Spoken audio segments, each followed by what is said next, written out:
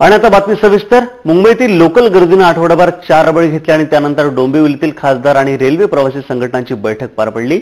खासदार कपिल पाटील आणि खासदार श्रीकांत शिंदे यांनी रेल्वे प्रवासी संघटनांकडून रेल्वेबाबत समस्या जाणून घेतल्या। त्याचबरोबर रेल्वे प्रवासी संघटनांनी सुचवलेल्या सूचनांनी सुद्धा त्यांनी दखल घेतलेली आहे आणि सोमवारी याबाबत रेल्वे मंत्रालयात निवेदन सादर करू असं आश्वासन खासदारांनी दिलेलं आहे।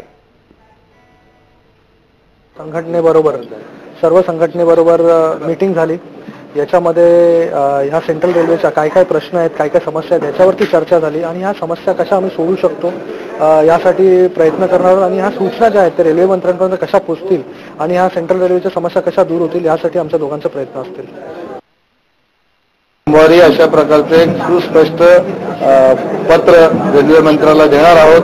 खरे ऍक्सिडेंट खासदार श्रीकांत शिंदेच्या आणि माझ्या मतदारसंघातच होतात म्हणून त्या कमिटीवर आम्हाला दोघांना घ्यावा अशा प्रकारची विनंती त्यांना करणार आहोत। दोघांना घेणं शक्य नसेल तर दोघांपैकी एकाला कोणाला तरी घ्या अशा प्रकारची आमची मागणी सोमवारी आम्ही गेल्यानंतर त्यांच्यापर्यंत करणार आहोत आणि संघटनेच्या प्रतिनिधीबद्दल आपण सांगितलं त्याचाही त्याच्यामध्ये उल्लेख करू।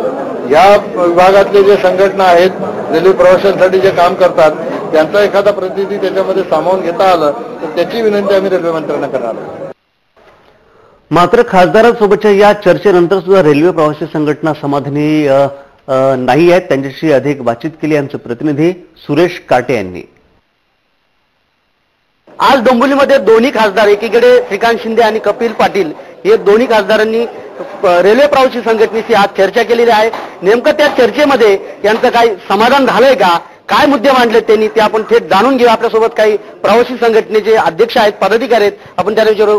राजेश जी सांगा, काय नेमकं आज चर्चा झाली, काय मुद्दे मांडले तुम्ही? उशिरा का होईना लोकप्रतिनिधींनी आमच्या प्रवासी संघटनांचं म्हणणं ऐकून घेतलं आणि जे काय आमच्या समस्या आहेत त्या मंत्र्यांकडे आणि जीएम कडे ते मांडतील आणि सोडवतील याबाबत आम्ही समाधान व्यक्त केलं। त्याचबरोबर दोन्ही खासदार आमचे कपिल पाटील साहेब आणि शिंदे साहेबांनी जी काही कोर कमिटी स्थापन केली त्या कोर कमिटीच्या माध्यमातून जे काही प्रश्न आहेत, प्रलंबित प्रश्न आहेत, ते लोकल ट्रेन वाढवायचे असतील, एफओबीच्या असतील, स्टेशनांची उंची वाढवायची असतील, वेगवेगळे जे यांच्या सुविधा प्रवाशांसाठीच्या सुविधा सोडवण्याच्या संदर्भात जी कोर कमिटी स्थापन केली त्याबद्दल आमच्या प्रवासी संघटनेच्या वतीने त्यांचे आभार व्यक्त करतोय। आज खासदार साहेबांनी सांगितलं की येस ही रेल्वे प्रवासी संघटना हे रेग्युलर प्रवासी आहेत, त्यांच्याकडे योग्य त्या अशा सूचना आहेत आणि त्या सूचनांचं जर त्यांनी त्या सूचना आपण ऐकून घेतल्या तर डेफिनेटली या मांडताना आपल्याला अजून चांगल्या पद्धतीने आपण त्या मांडू शकतो आणि त्यांनी एक कोर कमिटी आमच्याकडे फॉर्म करायचं ठरवलं। समाधानी म्हणण्यापेक्षा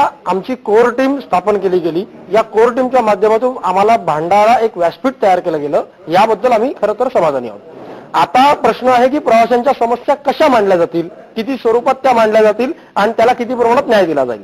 आगामी येणाऱ्या बजेटमध्ये आम्हाला जास्तीत जास्त जर का न्याय नाही मिळाला तर मात्र आम्ही रेल रोको असो, रेल्वे प्रवाशांचा निषेध, रेल्वे प्रवाशांच्या माध्यमातून अधिकाऱ्यांचा निषेध असो, या सगळ्या गोष्टी मात्र प्रकर्षाने करणार। ठिकठिकाणी काळे झेंडे दाखवले जातील। याच ज्या खासदारांनी आता मला बोलवलं त्या खासदारांना देखील आम्ही याचा जाब विचारणार। नुसतं मिटिंगा, नुसत्या कोर टीम, नुसत्या बैठका करून काही होणार नाही। आमच्या पदरात मात्र काहीतरी पडलं पाहिजे। ते जर का आमच्या पदरात पडलं नाही तर मात्र या सगळ्याचा निषेध अतिशय तीव्र स्वरूपात होईल। बंद दरवाजांमध्ये या बैठका चालल्या जाणार नाहीत। आम्ही रस्त्यावर उतरू, रेल्वे स्थानकांवर याचा निषेध केला जाईल। एकूणच या पूर्ण मिटिंगमध्ये असं लक्षात येतं की प्रवासी संघटना जी आहे ती कुठेतरी समाधानी झालेली नाहीये। स्वानंद काटेकरसह सुरेश काटे, जय महाराष्ट्र, डोंबिवली। शिवसेना पक्षप्रमुख उद्धव ठाकरे आज दिल्लीत बैठक घेणार आहेत। मंत्रिमंडळ विस्ताराबाबत ही बैठक आयोजित